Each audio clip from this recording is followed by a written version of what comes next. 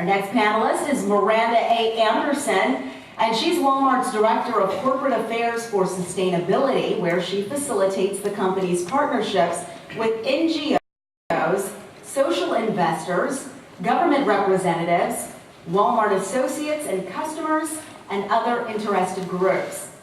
Ms. Anderson works with Walmart's Sustainable Value Networks to leverage the expertise of stakeholder groups to expand Walmart's capacity to help their customers.